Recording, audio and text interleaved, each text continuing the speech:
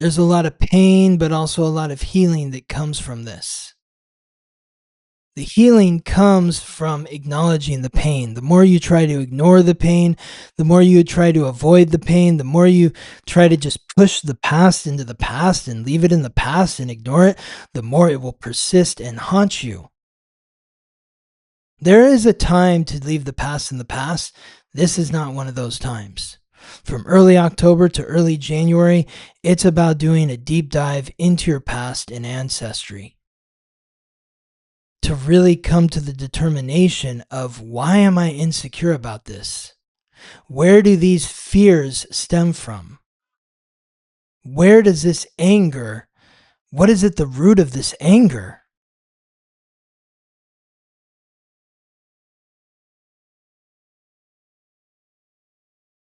Because this is about breaking the chain of familial trauma. It's about breaking the chain of familial trauma. Welcome to the Weekly Transit, your guide to understanding the current planetary and astral alignments. Together, we'll explore how to harness these cosmic frequencies, empowering you to reach your highest potential as you navigate the days ahead. I'm your host, Scott Tajarian. Welcome to the Weekly Transit. This is the week of December 15th to the 21st, where we will be covering 9 transits highlighted by the new moon in Sagittarius and the sun's transit into Capricorn on the Winter Solstice. Welcome. Thank you for being here. So grateful to have you here. Thank you to all the listeners who reached out, whether via Instagram or leaving a comment on Spotify or YouTube, and congratulating me and Gabriella on the birth of our children. The Tajarian twins are here. It's definitely bringing up a lot for me, which I hope to share with you, not only in this podcast but in future episodes, with the hopes that what I share is helpful to you if you have a father or a husband, or if you're a parent. I think that probably includes everyone, because I've definitely been having some different feelings, that I haven't had before in the past. I mean, I could say that I did to a degree when my nephews were born, especially my eldest nephew.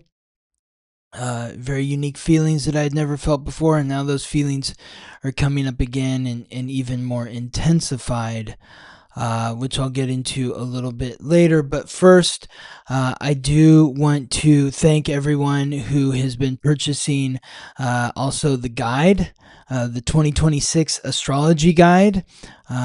If you are looking for a companion that is my voice, in a sense, it's not, you're not hearing me speak, but you're reading my written word, and it's something that's meant to guide you all through 2026. It highlights the theme for 2026, the theme for each month, the theme for each week, breaks it down month by month, week by week, with questions and journal prompts and all the major transits. What do they mean? How can I work with this energy to support me through 2026?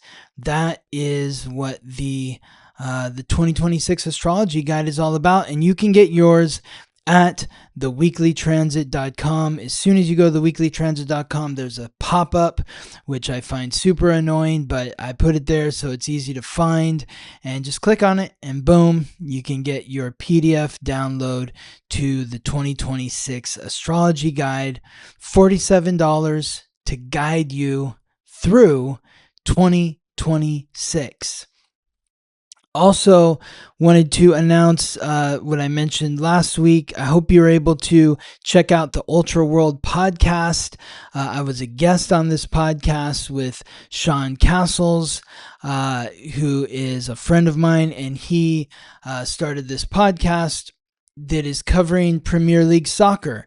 And he asked me to be a guest on several of his episodes to cover the astrological reflection of each team based on the birth date of the team, when the soccer club was founded. We looked at the dates when these different soccer clubs were founded, and it was to give insight into what that could tell us about the fan bases for those clubs. So whether you're a sports fan or interested in astrology, I'm sure that you would enjoy this podcast to learn more about how the planets and stars affect not only us as individuals, but the entities that we create. And so these soccer clubs were created on a certain date, and I reflected what that meant astrologically, and that is reflected through the podcast with Sean and his co-host, Mark Erne.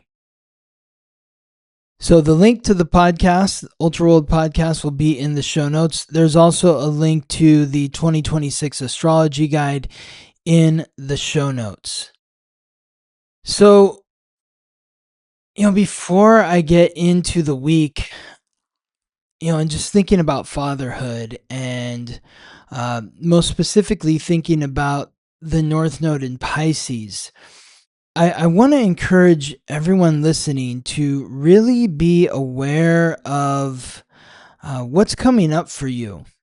What is entering the ether of your thoughts.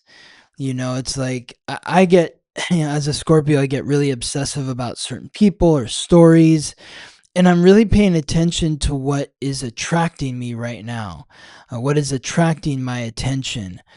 One individual that has been attracting my attention a lot that I've talked about at least last week, maybe the last couple weeks, is Sylvester Stallone. His show Tulsa King, season 3, just finished up a few weeks ago, and I'd watched that show and then dove into his reality show, The Family Stallone, which stars him, his wife, and his 3 daughters, and his brother. And so I dove into those 2 seasons. It's 2 seasons. I think maybe they're having another one at some point. I don't know. But I watched the first 2 seasons. And then I watched a recent documentary that came out in 2023 called Sly. And it's like, why am I so fascinated with Sylvester Stallone right now? I mean, of course, he's somebody who had a huge impact on me energetically. I guess that's maybe the word to use, or just in terms of my fantasy, because I grew up, in the 70s and 80s. So Rocky and Rambo, especially Rocky, just like a huge film for me. And so, Stallone is somebody who's like, his face, his energy is just like embedded in my psyche. And so I watched Tulsa King. I'm like, okay, this is great Stallone, and it's Taylor Sheridan, who I think is an amazing writer and creator. Got into that, and then dove deeper into the reality aspects of Stallone, and I started asking myself, okay, wait, but why? Why am I so interested in this? And the thing that keeps coming up for me is Stallone's relationship with his father and Stallone's relationship with his children. It's very interesting to me. And what comes up is looking at his astrological code. He was born with the sun in Cancer, which is, the family, somebody who identifies with family, in the 7th house, which represents relationships, squaring Libra in the ninth, squaring Chiron in Libra in the 9th house.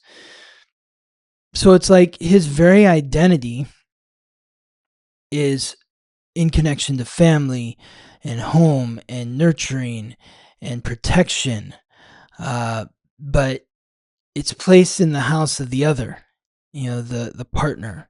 So that has to do with identifying through partnership. Then squaring his wound, which is in Libra, which also represents partnership, fairness, balance, equanimity. So he has a wound around relationships. And then ninth house is philosophy and spiritual connection. So Stallone's father, he had a really hard upbringing. I think not only through his father, but with his mother. He talks about in his reality show and in his documentary about feeling a sense of neglect growing up and really relying on the kindness of strangers. And that is what sort of incited him to want to be a movie star, because like he has this insatiable appetite to have the approval of complete strangers, because that's what he needed to rely upon as a child in order to survive, because his father and his mother weren't there for him in the way that he needed them to be. He was also born with Saturn in Cancer, so a sense of restriction to family and home in the 7th house, which again, restriction to relationships and fairness, which squares his moon, the planetary ruler of Cancer, in the 9th house in Libra. So it comes up again, like this aspect between the sun in Cancer squaring the moon in Libra compounds what he's already feeling with Saturn. And this aspect between Saturn and Cancer squaring the moon in Libra compounds what he's already experiencing through his sun in Libra, his sun in Cancer squaring Chiron in Libra. So Saturn is the father. It represents restriction. The moon is emotional needs and the mother, and what we needed as children. And I just see that in my children and what they need. It's like they're very instinctual right now. Like they really have no idea who I am. But they know when their diaper needs changing, and they know when they need food, and they know the most base way of communicating that. And there's a lot of feelings that come up with that responsibility. If I'm tired, anger around having to deal with this right now, but then trying to like be calm with myself and wanting to like, look, this is a child, they need my help. Dealing with my own psyche, with my relationship with my father, and how I was treated as a child with him, which was a mixed bag, a lot of love and a lot of fear. And not wanting to impart that and pass that down to my children. So like you look at Stallone and his father, and like he tells this story where his father was into horses and polo, and so Stallone got into horses and polo and was a really good polo player as a child. And by the time he was 13, he was really, really good, like an excellent polo player. And at one point during a match, his father grabbed him and yanked him off the horse, threw him to the ground because he didn't like the way he was playing. And I think he was really jealous or envious of how good his son was.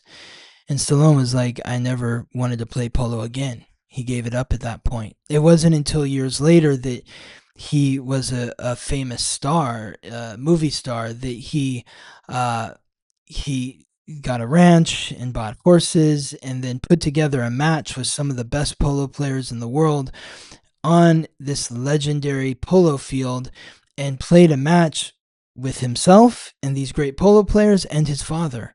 And during the match, his father speared him with the mallet and knocked Sylvester off his horse. And there's literally a clip after the match where Stallone says, the first and only cheap shot of the match came at the hands of my father towards his son, me. And Stallone said, after that, I never played polo again.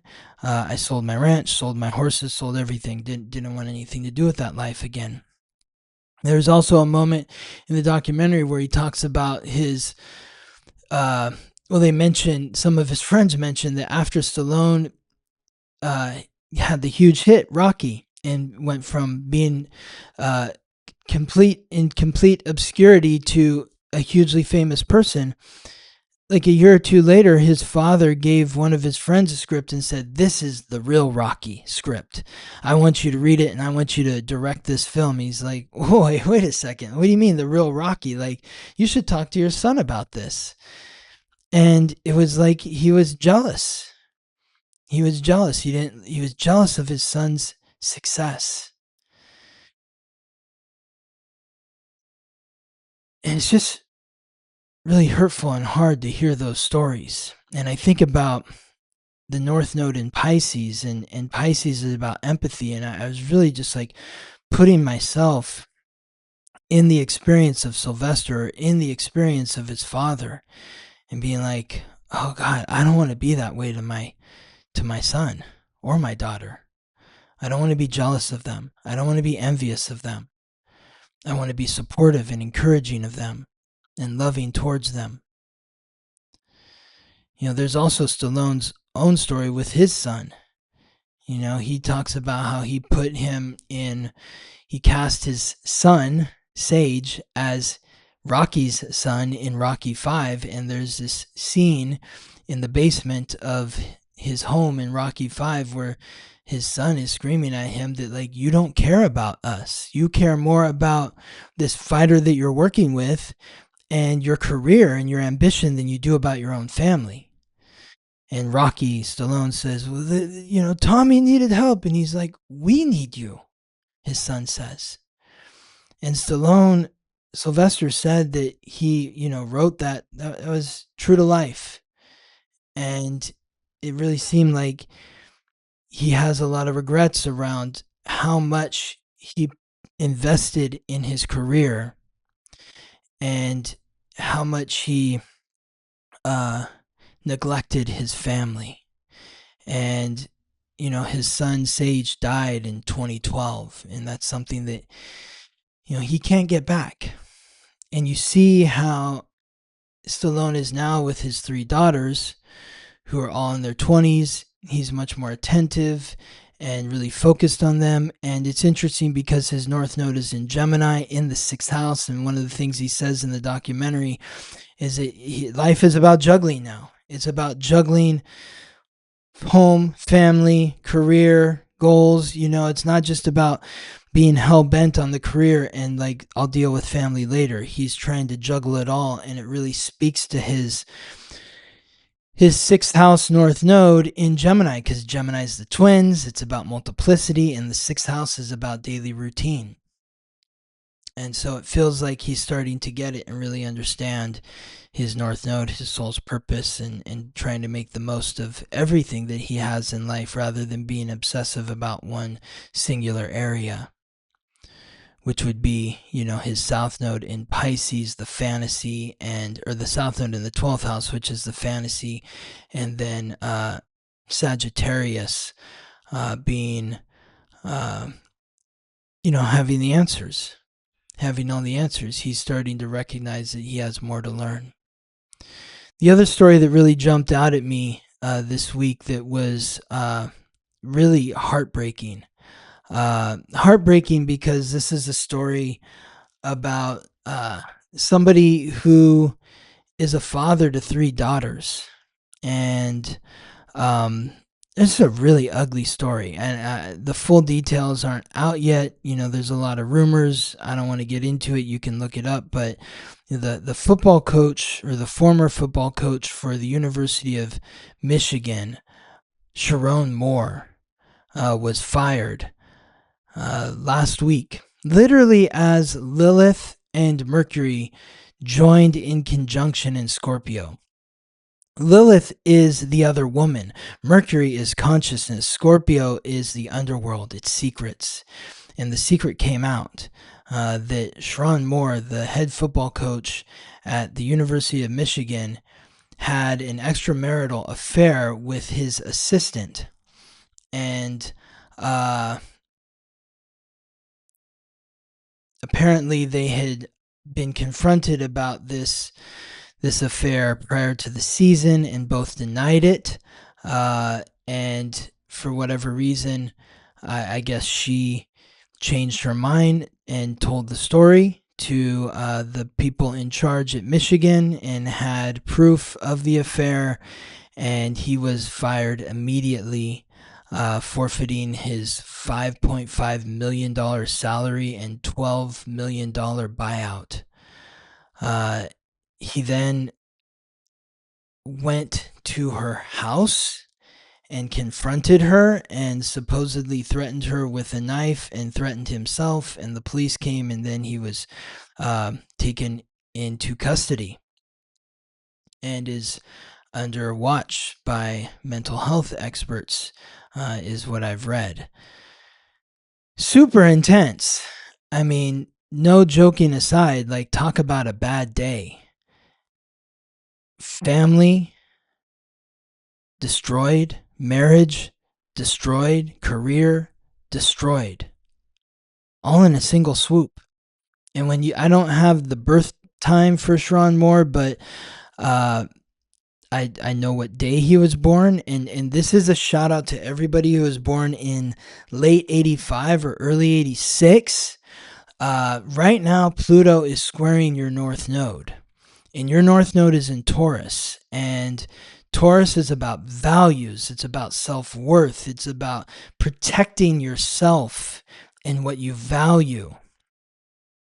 Because the South Node in Scorpio is about getting involved in other people's business, doing things underhandedly, secretly, and that's what he was doing.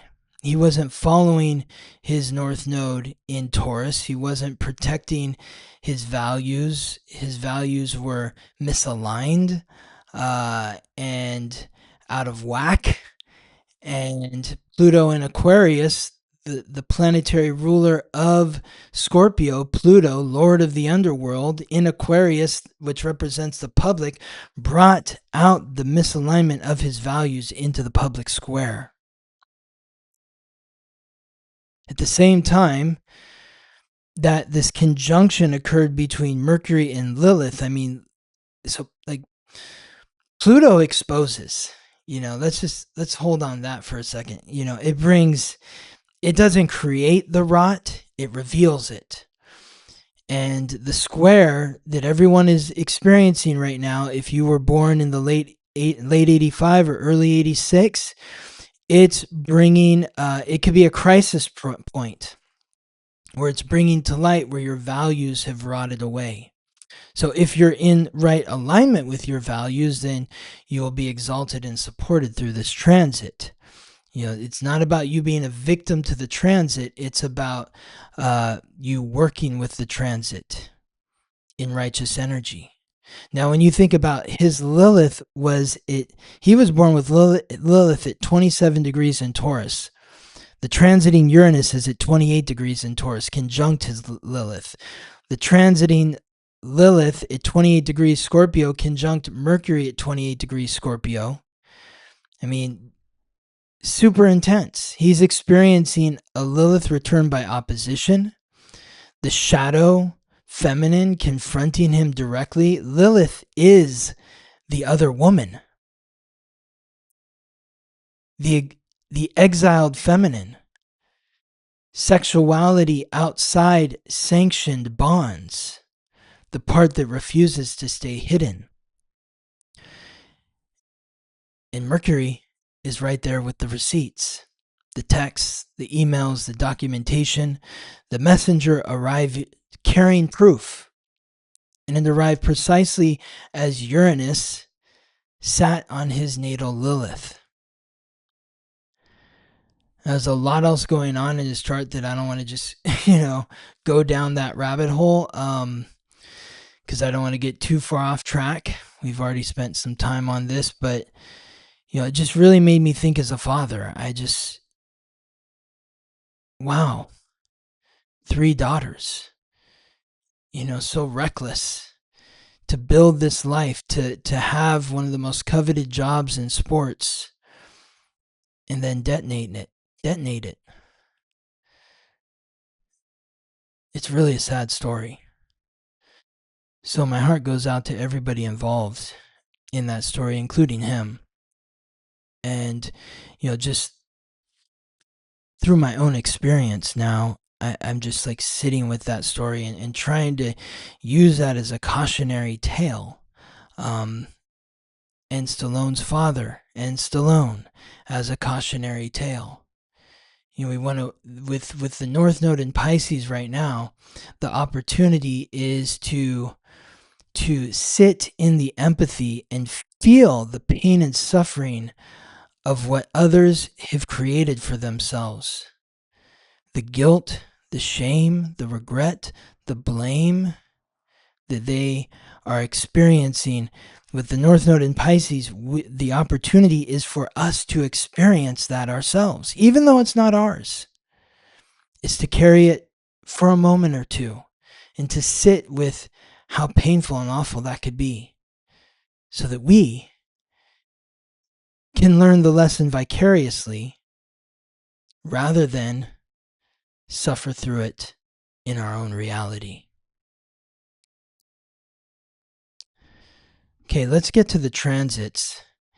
And one transit that I'm not talking about this week, but it is the Substack essay of the week. I feel, a great Substack essay this week that I'm very excited to share with you, which I will do at the end of the episode. And it involves Mars's transit through Capricorn. Of course, Mars transited into Capricorn last week, actually yesterday, if you're listening on Monday, or maybe I released the podcast before Monday. So, you're maybe even listening to this before Mars transits into Capricorn, because it transits into Capricorn on Sunday, December 14th. And so I got a lot to get into about that, which I will get into at the end of the episode. So let's begin with the first transit, which is the Sun in Sagittarius square Saturn in Pisces. This transit occurs from December 14th to the 18th, Sunday to Thursday, with the exact square occurring on Tuesday, December 16th. This first transit really kind of highlights everything that I was just talking about, at least for myself, and maybe you can see how it works with you and what's going on in your life. But the sun is the planet of vitality. Wherever it goes, it brings light, life, and vitality. And right now it's bringing that light, life, and vitality to Sagittarius, the mutable fire sign symbolized by the archer and ruled by Jupiter, the god of justice, the Lord of justice, the god of thunder, the planet of luck and expansion. The sun is illuminating the truth. The sun is illuminating what is right and what is wrong. There's no hiding when the sun is in Sagittarius. Whatever you may have been ignoring could be coming to light. So with the square to Saturn in Pisces, Saturn is the planet of responsibility, authority, achievement, the god of wealth and time. Pisces is the mutable water sign symbolized by the fish and ruled by Jupiter as well, and Neptune, the god of the sea, the oceans, the planet of illusion, deception, compassion, intuition. So the sun in Sagittarius squaring Saturn in Pisces is saying, can you be honest about what you are deluding within yourself? Can you be honest about your delusions?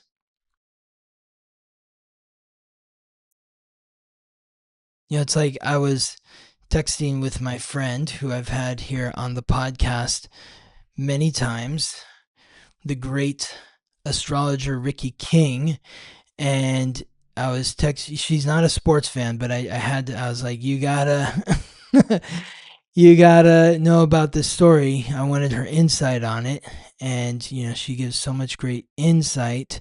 One thing that she said that really struck me was there are so many stories out there like this, and unfortunately few seem to learn from others' experiences. Someone else, up to the same shenanigans is going to hear this story and think it won't play out for them like it did for Sherrone Moore. And that is what this first transit is about. Saturn in Pisces is saying, can you take responsibility for your fantasies? Can you take responsibility for your illusions? Can you take responsibility for the guilt, the shame, the regret, the blame that you're experiencing in your psyche? And the sun in Sagittarius is forcing you to take a hard look at that truth.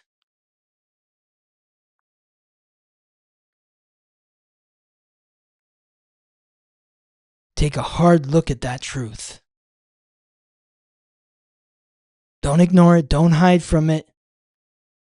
What is it within you, whether it's a fantasy or it's guilt, shame, regret, or blame, or it's something that you're deluding yourself about that you're not being honest about? It's coming to a head early this week. The second transit of the week involves Mercury as it exits its retrograde shadow in Sagittarius. Mercury is now cruising at full speed, so we can all hopefully exhale a little bit.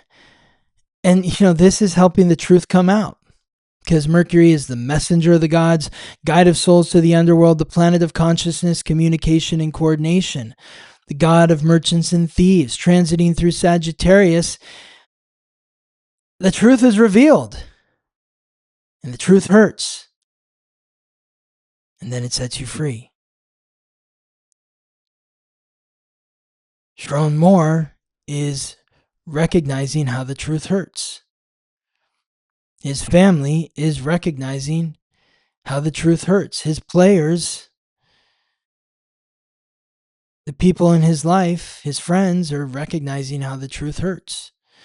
But hopefully, at some point down the line, if he gets some help and his family and his friends rally around him and support him and help him get to the issue of what led to these decisions, which are less than virtuous, which are not righteous, gets to the root of those decisions and is honest about them, hopefully at that point the truth will set him free, so that he can learn from this experience and grow from this experience. That's what we're all experiencing to some degree. Hopefully not to the intensity that Sherrone Moore is experiencing right now, but we're experiencing it to some degree. So what truths are being revealed in your life right now that feel painful? They feel painful. I'm so grateful to have Gabriella's mom here, my mother-in-law, helping out. She's staying with us right now. She's been such a great help to me and Gabriella, and of course our babies. My mom was here for a couple days, not staying with us, but came by and visited and helped out a couple days, and really appreciated her presence, and as it really was heartwarming for me to see my mom getting along with Gabriella's mom. It's a dream come true. I'm like, okay, they're having nice conversation. This is great. They're getting to know each other. Awesome. My sister and her family came over the weekend with my mom and Gabriella's mom, and that was just beautiful. Just the most amazing experience to see the joy, not only from my sister and brother-in-law, but which means so much to me, but also my nephews. They're 10 and 12, and to see them hold their cousins, literally holding them, and my eldest nephew like almost getting emotional with me and saying, "You're going to be a really good dad, Uncle Scotty." And it's like, wow, I'm hearing that from so many people, friends, family, people on listening to the podcast, but to hear it from my nephew, It's like some of my younger cousins who, I played with all the time when they were kids. One of them said, like, you were my favorite adult when I was a kid. You're going to be a great dad. Like, just the expectations that people have for me, like, I feel that weight. I feel that responsibility. I'm honored by it. But it's also like, oh God, like I really have a lot to live up to here. And I'm not ignorant of it at all.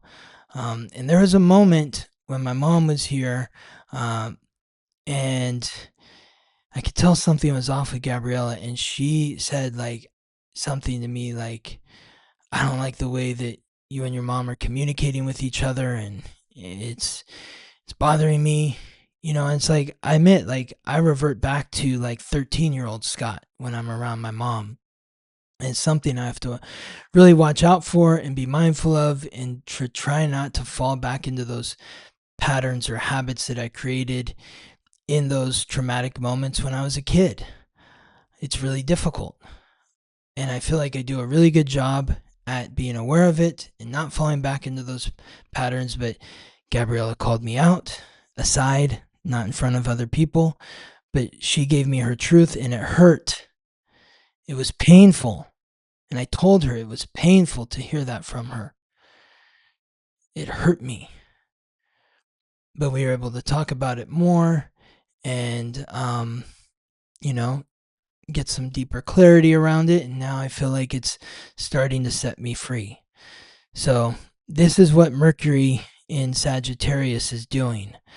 Mercury entered its retrograde shadow on October 21st while it was transiting through Scorpio. It began its retrograde on November 9th at the same degree and minute where it is today, or the day that I'm talking about, which is December 16th. Mercury moved to direct.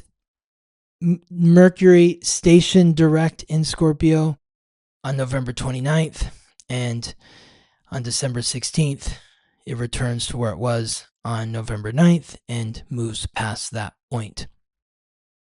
So, yeah, speak your truth, be honest, be mindful of how you're delivering that truth and how it might be affecting the other person.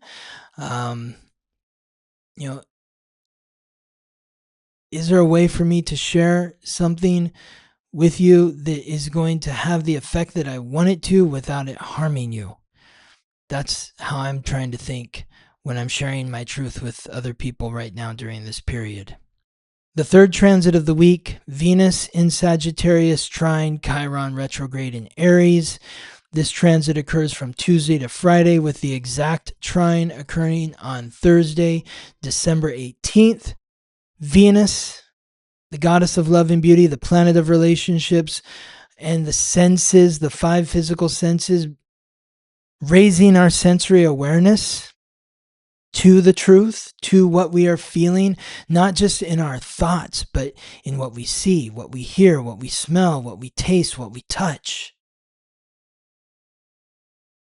And the connection to Chiron, the wound and the ancient wisdom which is unlocked through healing that wound, transiting retrograde through Aries, the cardinal fire sign symbolized by the ram and ruled by Mars, the god of war. This is the truth being revealed within relationships, and it reflecting or highlighting our fears, our insecurities around the truth. What are you afraid of in hearing or receiving the truth? My fear around hearing that truth from Gabriella is like, I'm a bad son.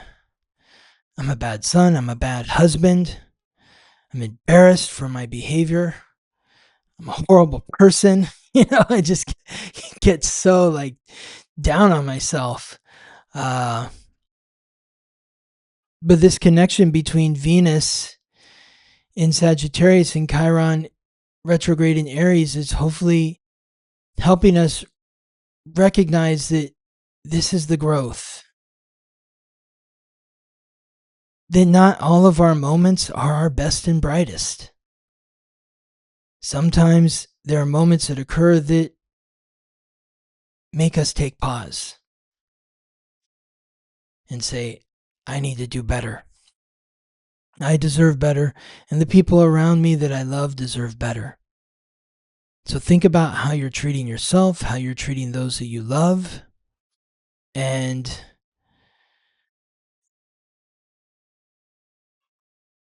the wisdom that you receive from these experiences. These painful experiences are not meant to punish you. They're meant to help you learn. To learn something new about yourself, about what it means to be on Earth, to learn something new about the people that you're in relationship with, so that you can grow, evolve, and be wiser today than you were yesterday.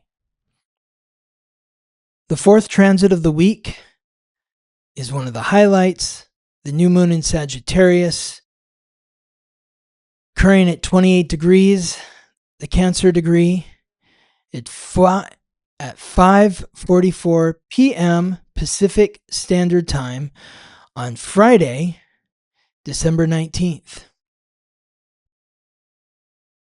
If you are curious to learn how this new moon is affecting you directly in terms of the house placement of this new moon and the house placement of the full moon, I encourage you to enroll in my moon cycle class, which is occurring this Monday, December 15th.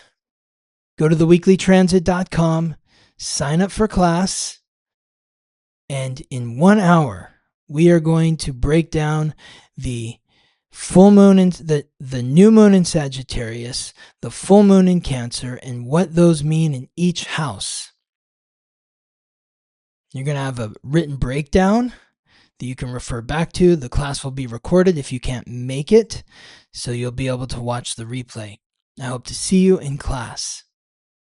The new moon is the planting the seeds of the coming harvest. So we're going to be planting the seed of Sagittarius, planting the seed of truth, of honesty, of righteousness.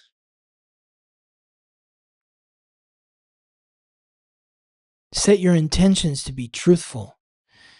Set your intentions to be honest. Set your intentions to be righteous. The Cancer degree, 28 degrees, is about reflecting upon your past. So really looking at, how can I be better today than I was yesterday? How can I be better this year than I was last year? What have I learned from my past? What wisdom have I gained from my past that have helped me truly understand the difference between right or wrong? That's what this new moon is about. And it's coming at the perfect time, because when you think about 2026 being a 1 year, it's a great way to kind of leap into that new frequency, where this new moon in Sagittarius is closing the chapter on 2025 being a 9 year in the past. That this is how I did things in the past. I recognize how I did things in the past. I'm very honest and truthful about where my past missteps are. I acknowledge that. I'm honest about it. And in knowing that, I'm going to leave that in the past, and I'm going to step forward in a new manner that is more righteous, that is something that I can truly put my faith in. Because my intention is to be godly. Not in a manner of like, I'm God and I rule over everyone else and control everyone else. No, but in that sense of righteousness, of light, of doing right. Doing what is right. It's not easy to follow the path of righteousness. But it starts with honesty.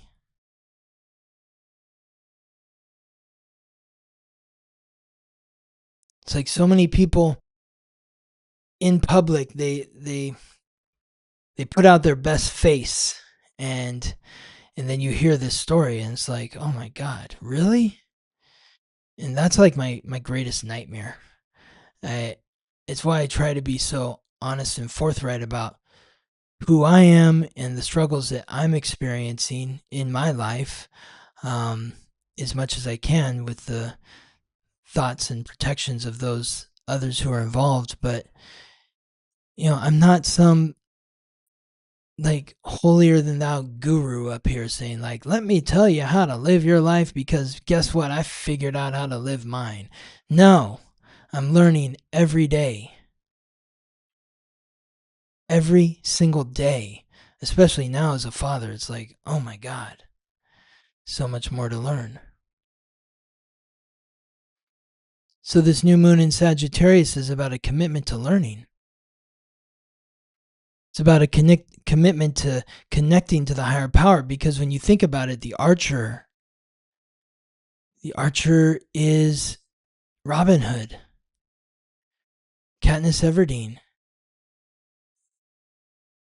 These are characters in story who reflect very deeply upon their experiences and have a strong connection to a higher power or faith. And that's what this new moon is calling us to do, is to connect to that faith, to that higher power, to do what's right. This new moon really it sets a standard. It's the standard that you're setting for yourself, not only for next year, but for the next 9 years. Because next year begins a new cycle which lasts for 9 years until 2034, which will be the next year that adds up to a 9. So, what do you see for your future? Because Sagittarius is about the future. It's about pulling back on that bow and letting the arrow fly and seeing it, imagining it hitting its target. So where do you see yourself in 9 years? What is the path that you're setting out for yourself right now? Looking forward into the future. As the new moon occurs in Sagittarius, the 5th transit of the week, the sun in Sagittarius squares Neptune in Pisces. So this new moon is squaring Neptune in Pisces. This occurs from Thursday to Sunday, December 18th to the 21st, with the exact square occurring on Saturday, December 20th. So this goes back to the first transit of the week where we talked about the sun in Sagittarius squaring Saturn in Pisces. Now the sun in Sagittarius is squaring Neptune in Pisces. It's saying, can you get past the delusion? Can you be honest, or are you creating confusion? Are you creating deception? Are you creating illusion in order to hide from the truth, in order to hide others from the truth?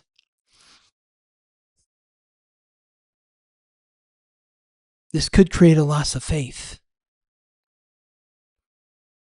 And so if you're feeling a loss of faith in the wake of this new moon, it means that it's time to reimagine the dream. Reimagine the dream in a manner that is supporting you to have greater faith, to be more honest, to make the right choice. And if you're having trouble making the right choice, to get help, to find someone who can empathize with your situation. Maybe it's somebody who's looking to you to empathize with them about their situation. Maybe it's the other way around. But at the end of this week, through the weekend, there is a real strong frequency towards honesty and empathy, which continues with the 6th transit of the week, as Mercury in Sagittarius squares the North Node retrograde in Pisces. So we have literally talked about 1, 2, 3, 4, 5, 6 transits so far, and every single one of them includes Sagittarius, honesty, and of those 6 transits, half of them include Pisces. The 7th transit also involves Pisces. So let's just jump into like these next 2 transits, because actually the 5th, 6th, and 7th transits are all occurring exact on Saturday, December 20th, leading up to the Sun transiting into Capricorn. So we already talked about the Sun in Sagittarius squaring Neptune in Pisces, but then Mercury in Sagittarius squares the North Node, retrograde in Pisces, and then Venus in Sagittarius squares Saturn in Pisces. So the Sun in Sagittarius squaring Neptune in Pisces, Mercury in Sagittarius squaring the North Node in Pisces, Venus in Sagittarius squaring Saturn in Pisces. All happening on Saturday, December 20th, but this is something we're feeling from Thursday to Sunday.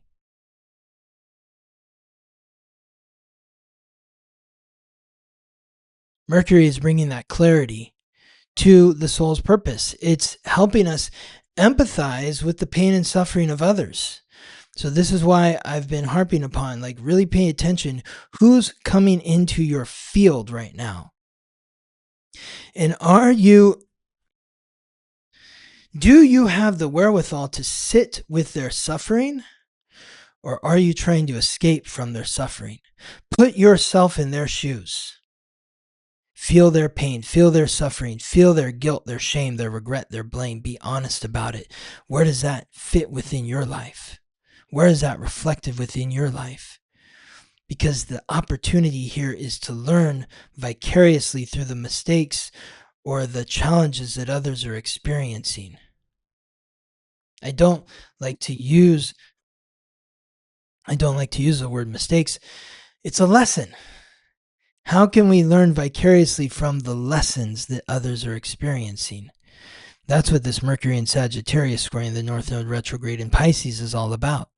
And then Venus in Sagittarius squaring Saturn in Pisces is squeezing your relationships. It's putting you in a tense experience within your relationships. Where are you feeling challenged by your relationships the end of this week, Thursday to Sunday? What truths are being revealed, and what are they bringing up within your psyche? What is the work that you need to do to forgive yourself and to forgive those who are involved in these challenging experiences?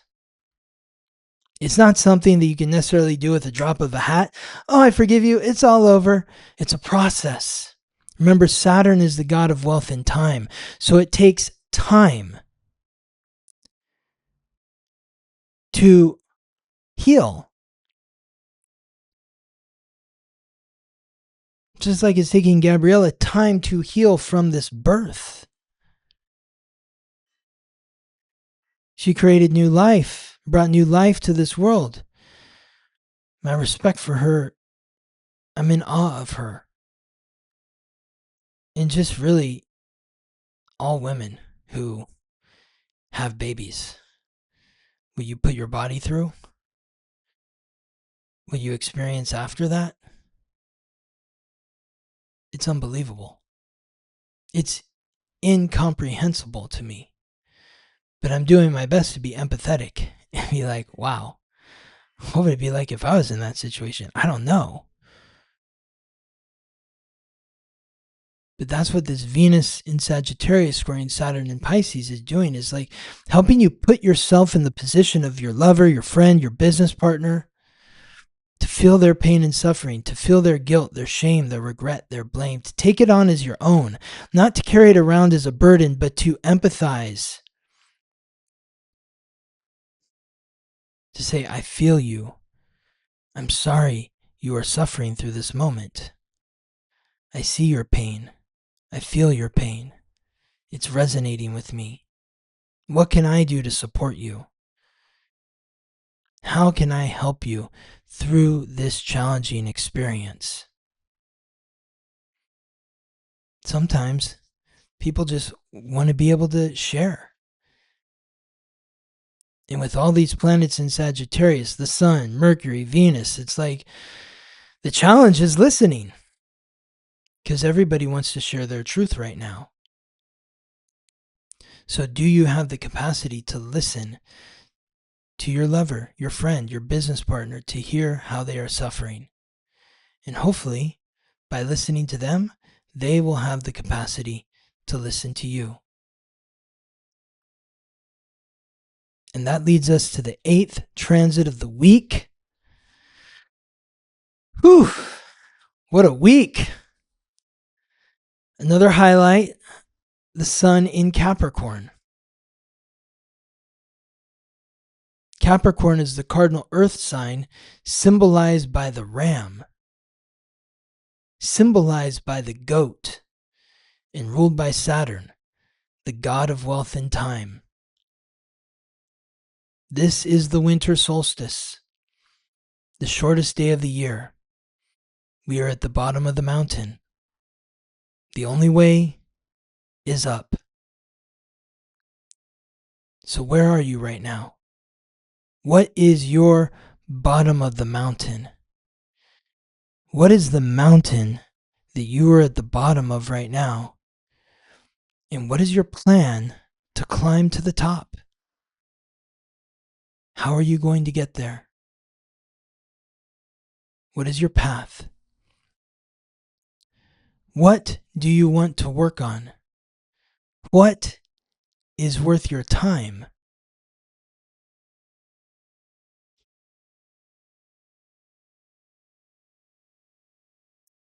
Being at the bottom of the mountain is not necessarily a bad thing. You stand at the foot of the mountain, you look up and you're like, wow, it's beautiful. It's amazing up there.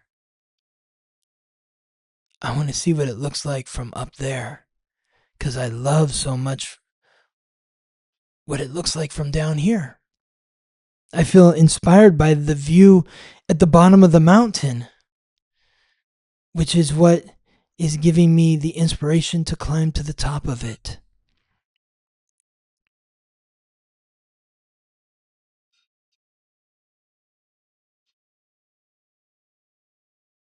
Again, leading into 2026 being a 1. And there's so much happening in January. I can't wait to get to that with you and share all about that. You can get a sneak peek if you purchase my 2026 astrology guide at theweeklytransit.com. Link is in the bio here or in the show notes. With the Sun in Capricorn, following Mars, because Mars is already there, but it's energizing. Mars is action. The Sun is vitality. Now is the time to start taking those steps towards what you want to achieve in 2026 and over the next 9 years. What is your plan? Do you have a plan?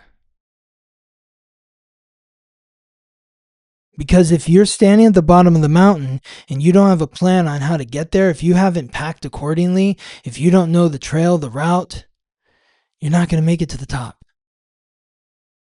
You have got to have a plan. What is your objective? What is your reason for climbing the mountain to begin with?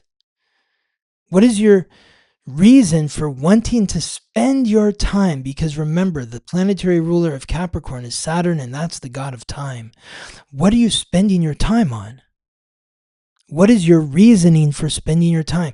Saturn, the Sun in Capricorn is requiring you to, the Sun in Capricorn is requiring you to account for your time. Account for your time. Those who account for their time and what they are working on and are diligent in what they are working on and are producing results by doing the work each and every day, those are the individuals who will receive the reward. So from December 21st until January 19th, account for your time. Be meticulous and measured in your steps, knowing why you're taking this step and then that step. From here to there, there's a reason behind it. That's your plan. You've been given this opportunity to listen here, to understand what is at your feet. Create a plan, execute that plan.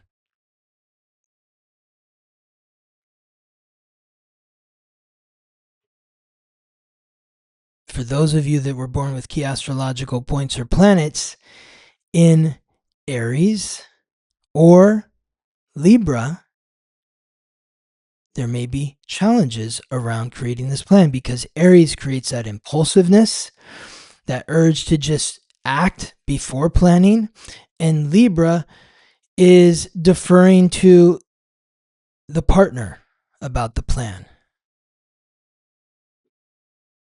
So this is not to say that you shouldn't act. We want you to act, but we don't want the actions to be impulsive. This is not to say that you can't have somebody else on the mountain with you, but you need to honor your plan and make sure that whoever is on the mountain with you is also honoring your plan.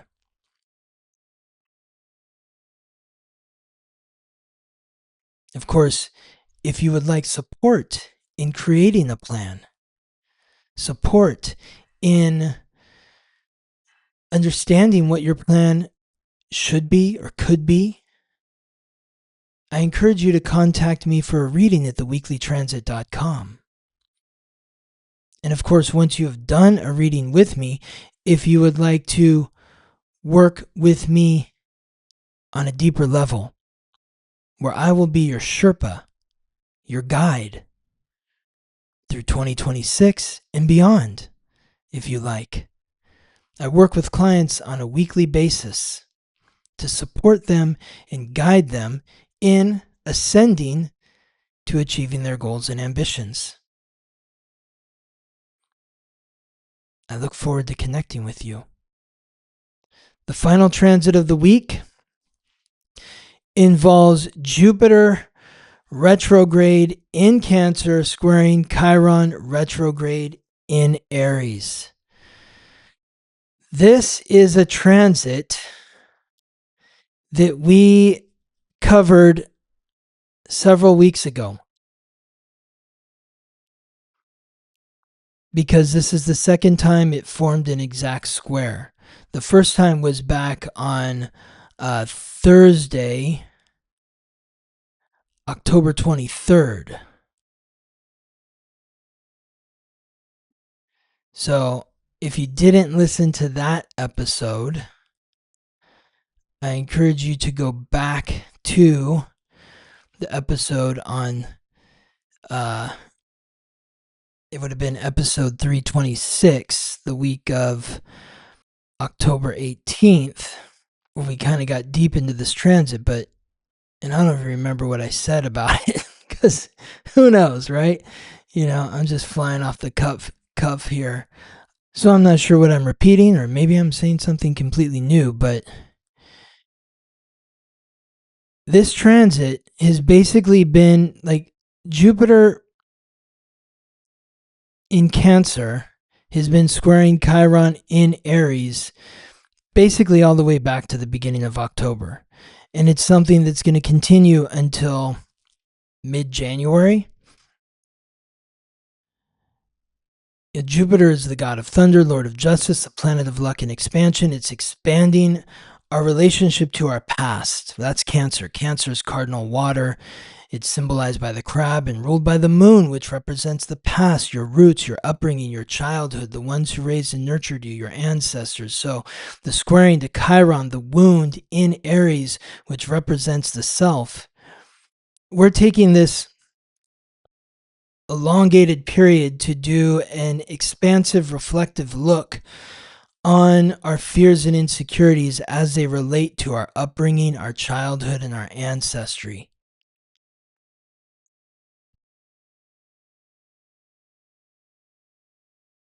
There's a lot of pain, but also a lot of healing that comes from this.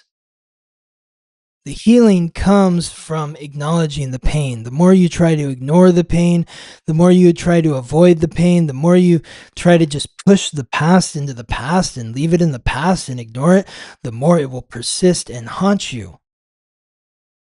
There is a time to leave the past in the past. This is not one of those times. From early October to early January, it's about doing a deep dive into your past and ancestry to really come to the determination of, why am I insecure about this? Where do these fears stem from? Where does this anger, what is at the root of this anger?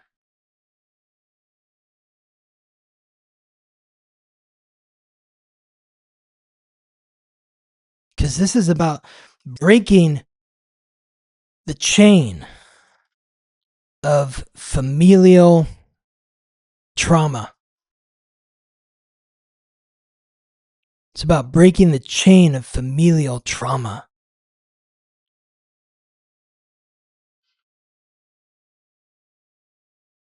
And I started watching Landman season 2, another Taylor Sheridan show, and there is a great scene in episode 2 with Billy Bob Thornton, who's the main character, and the guy who plays his son.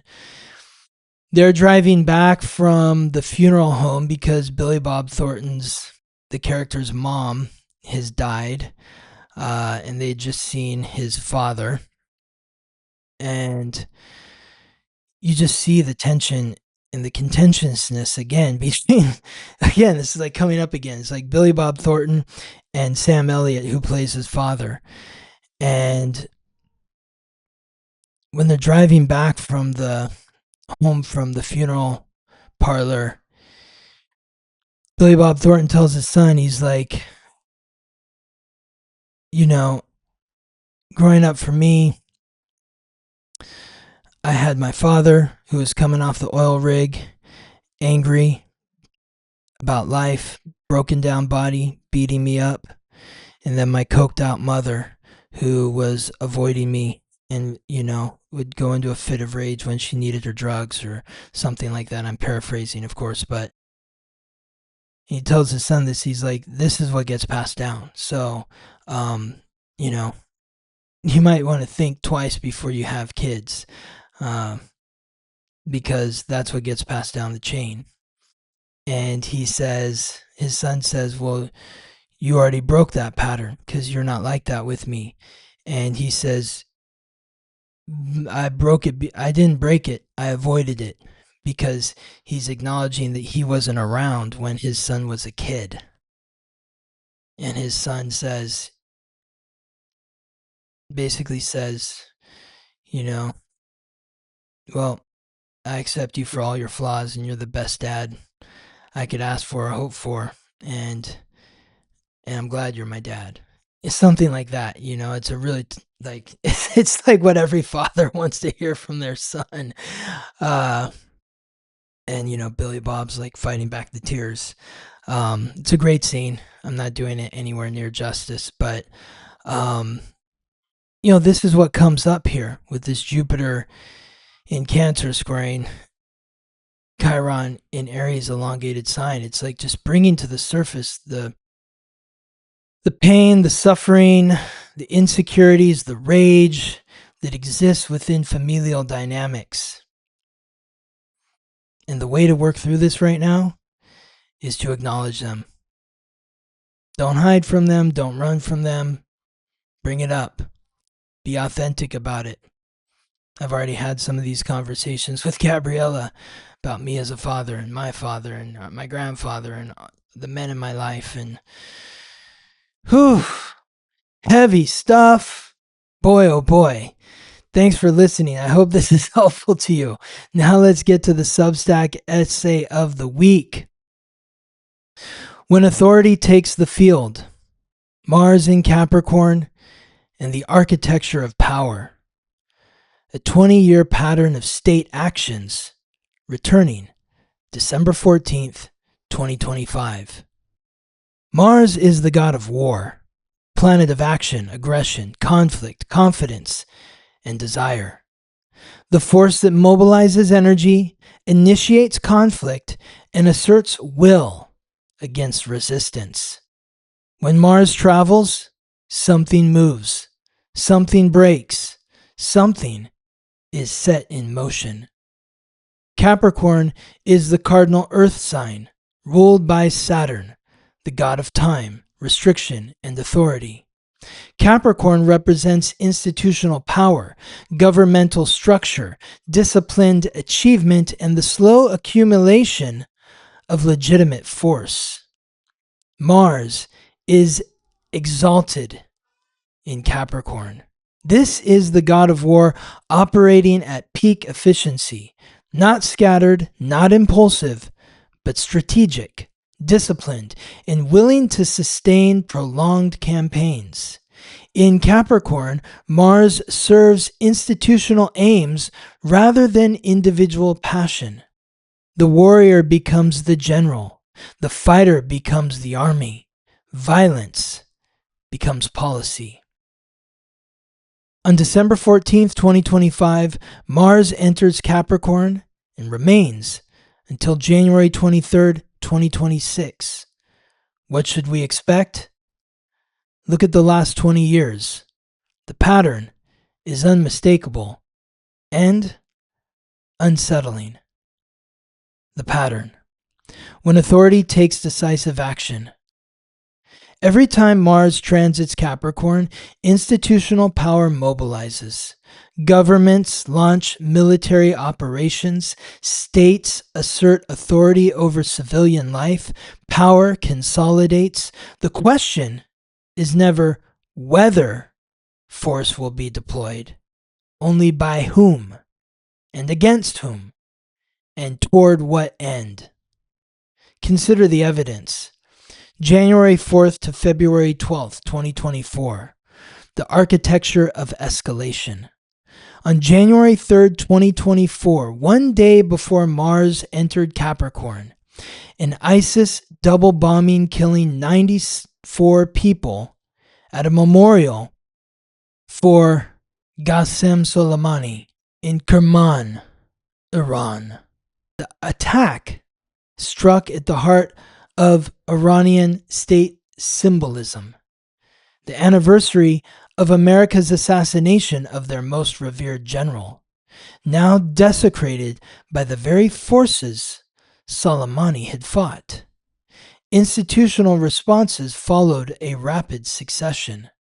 On January 26, the International Court of Justice ruled that Israel must take all measures to prevent genocidal acts in Gaza, the highest judicial body on earth attempting to constrain state military power through legal architecture. The same week, a Russian military transport plane crashed near the Ukrainian border, allegedly killing 65 Ukrainian prisoners of war. On February 2nd, the United States launched airstrikes on 85 targets across Iraq and Syria, responding to a drone attack that killed 3 American soldiers. Coordinated, massive, disciplined retaliation through military infrastructure. Mars in Capricorn, institutional violence answering institutional violence. Courts attempting to restrain it, states deploying it, the architecture of conflict operating exactly as designed. Escalation through proper channels. Retaliation through established frameworks. Death administered through chains of command. January 24th to March 5th, 2022. The largest war in Europe since 1945. On February 24th, 2022, dead center Mars in Capricorn, Russia launched a full-scale invasion of Ukraine. 190,000 troops, airstrikes on Kyiv, Kharkiv, Odessa, the largest military operation on European soil since World War II. This was not impulsive aggression. Russia had been massing forces for months, demanding security guarantees, issuing ultimatums. When Mars entered Capricorn, the machinery of state finally moved, disciplined, coordinated, devastating. Mars exalted, the warrior serving institutional aims, the god of war operating through governmental structure, violence as policy. February 16th to March 30th, 2020. The world locks down. On March 11th, 2020, the World Health Organization declared COVID-19 a pandemic. Within days, governments worldwide invoked emergency powers on a scale never before seen in peacetime. By late March, 3.9 billion people, more than half of humanity, were under some form of lockdown. Movement restricted, borders closed, curfews enforced, the machinery of state mobilized not for war against an enemy nation, but for control over civilian bodies in the name of collective safety. This was Mars in Capricorn manifesting not as warfare, but as unprecedented governmental authority asserting control over civilian movement. Martial discipline without the military. Saturn's restriction enforced through executive power. Mars exalted, disciplined, action serving institutional aims. The god of war deployed against an invisible enemy. Through quarantine, through mandate, through the architecture of emergency authority. September 27th to November 8th, 2016. The most divisive transfer of power in modern American history. The Access Hollywood tape dropped on October 7th. The Comey letter landed October 28th. On November 8th, the exact day Mars left Capricorn, Donald Trump was elected the 45th President of the United States. This was not warfare in the traditional sense, but it was institutional combat. A contested transfer of authority that fractured American political life, exposed deep structural divisions, and mobilized populist force against established power structures. U.S. intelligence agencies later confirmed Russian interference. Information warfare, psychological operations, the architecture of influence campaigns deployed through social media. Mars in Capricorn, conflict waged through institutional channels, power transferred through electoral machinery, division crystallized into governmental reality. October 26th to December 4th, 2014, the coalition against ISIS. On October 17, 2014, the U.S. Department of Defense formally established Combined Joint Task Force, Operation Inherent Resolve, formalizing the international coalition against ISIS. The Battle of Kobani raged through October and November as 4,000 ISIS fighters abandoned the Syrian Kurdish border town. Coalition airstrikes intensified.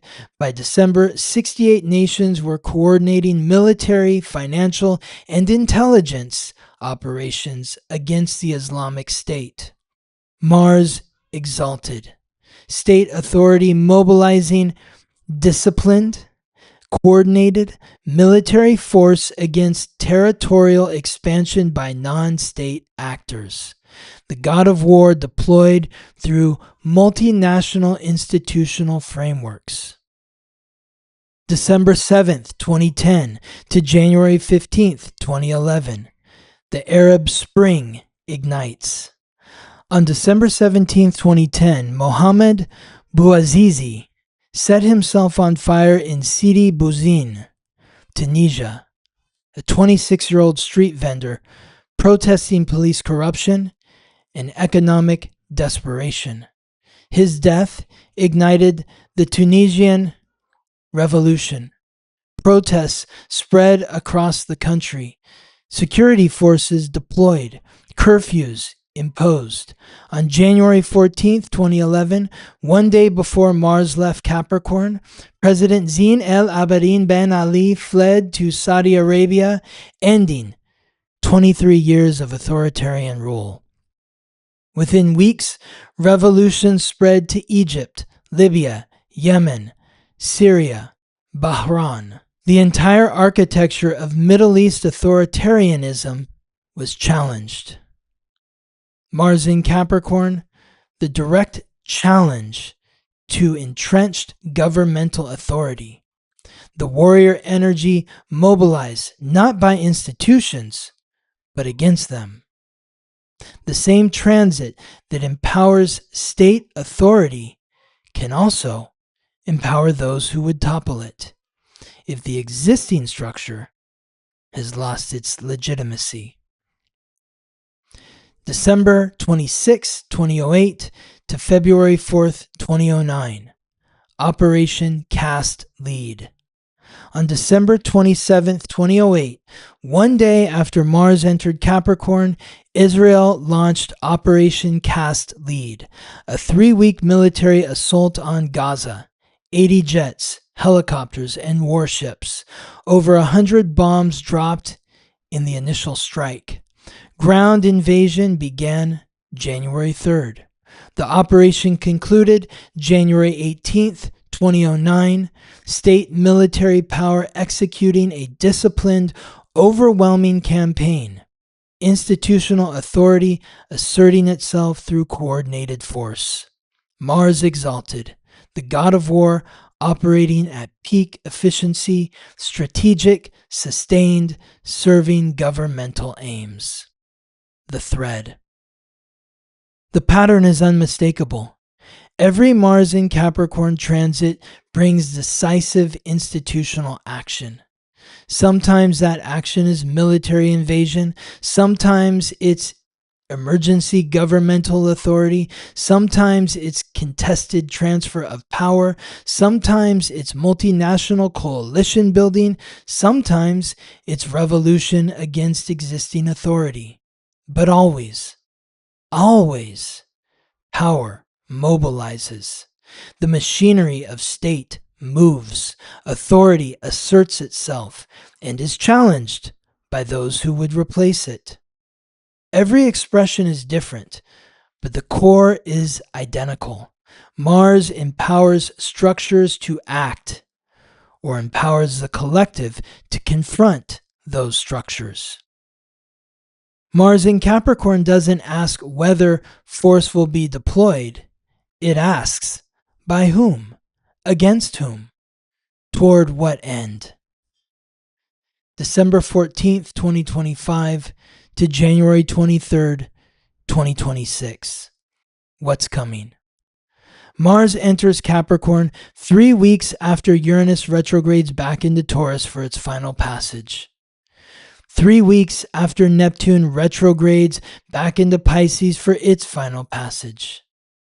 1 month after the grand trine in water asks whether we have the courage to answer differently. 1 month after Uranus-Neptune sextile completes at 29 degrees. This is not isolated. This is culmination. This is the moment when long brewing structural tensions crystallize, when dreams collide with reality, when the question becomes not what we imagine, but what we enact. By December 2025, the revolutionary dreams of Uranus in Taurus and Neptune in Pisces will have reached their final form. The warrior's courage demanded by the grand trine will have been tested. And then Mars, god of war, peak efficiency, enters the sign of institutional authority. What should we expect? Look at the world as it stands. The war in Ukraine continues with no resolution in sight. Russia and NATO remain locked in escalating tension. Every Mars in Capricorn transit since 2014 has intensified this conflict. The Middle East remains volatile. Gaza, devastated. Regional powers, calculating. Iran's proxy networks, strained. The same architecture of conflict that produced Operation Cast Lead in 2008 persists. Political transitions loom. Governments face legitimacy crisis. The same forces that produced the Arab Spring in 2010 and the contested 2016 election remain active. Populist energy against institutional authority, or institutional authority asserting itself against perceived threats. Emergency powers normalized. The precedents established in 2020 remain available. Governments now know they can restrict movement, mandate behavior, and invoke emergency authority, and populations will largely comply. Mars in Capricorn will activate all of it. Working with Mars exalted. Mars in Capricorn is not inherently destructive. Exaltation means the planet operates at its highest potential, and Mars at its highest potential is not chaos or rage. It's disciplined action in service of worthy aims. The shadow of Mars in Capricorn is authoritarian violence, power deployed to dominate, control, suppress. The gift of Mars in Capricorn is strategic courage, the capacity to act decisively towards long-term goals, to build structures to serve and protect, to fight for what matters with patience and persistence. When Mars serves corrupt structures, disciplined violence becomes systematic oppression. When Mars serves weakened structures, disciplined revolt becomes inevitable. Exaltation does not guarantee virtue. It amplifies intention, whether noble or corrupt. During these 6 weeks, you will have access to the warrior operating at peak efficiency. The question is, what will you build? What will you fight for? What authority do you claim? And in service of what vision? The questions Mars in Capricorn asks: what long-term goal requires disciplined, sustained action? And am I willing to commit to it? Where am I waiting for permission to act when I already know what needs to be done? What structure am I building? And does it serve life, or does it serve control? Where am I complicit in institutional violence, through silence, through participation, through willful ignorance? What authority do I claim over my own life? And am I exercising it with discipline and integrity? What boundaries must I enforce, not in anger, but in clarity? What fight is actually worth my energy? And what am I battling that I should simply walk away from? The prophecy. Between December 14th, 2025 and January 23rd, 2026, institutional power will mobilize. Somewhere, military force will be deployed. Somewhere, emergency authority will be invoked. Somewhere, a transfer of power will occur, peaceful or contested. Somewhere, a coalition will form. Somewhere, a revolution will advance or be crushed. The pattern is too consistent to expect otherwise. But the pattern also shows us something else. Mars in Capricorn doesn't determine who wins. it determines that the battle will be joined. In 2010, it was the people who toppled the dictator. In 2022, it was the invader who failed to achieve his objectives. Mars exalted doesn't guarantee victory for the powerful. It guarantees that power will be contested, and that outcome depends on who shows up with discipline, strategy, and sustained commitment. The god of war enters the sign of authority in December. The question isn't whether force will be deployed. The question is, what are you willing to fight for? And do you have the discipline to sustain the campaign? Mars in Capricorn doesn't reward passion. It rewards persistence. It doesn't celebrate anger. It celebrates strategy. It doesn't honor the one who strikes first. It honors the one who's still standing when the battle ends. The world will show you what happens when institutional authority mobilizes. The question is, what happens in your life when you mobilize with the same discipline, the same strategy, the same sustained commitment? The warrior is exalted when he serves something greater than himself. The general wins when she builds structures that outlast the battle. The institution earns authority when it protects rather than dominates. These next 6 weeks are a teacher. They will show you where your discipline is strong, where your foundation is shaky, and where your authority is waiting to be claimed. Mars in Capricorn reveals the architecture of your true will, what you are willing to build, sustain, and defend.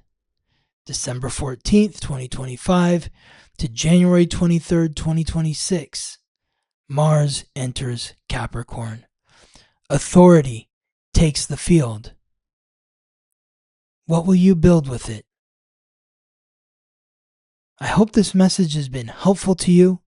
I hope you feel empowered as you move towards the week ahead. I'm so grateful that you have spent your time listening to what we're sharing here. And I'll look forward to reconnecting with you next week. Thank you for listening to the Weekly Transit.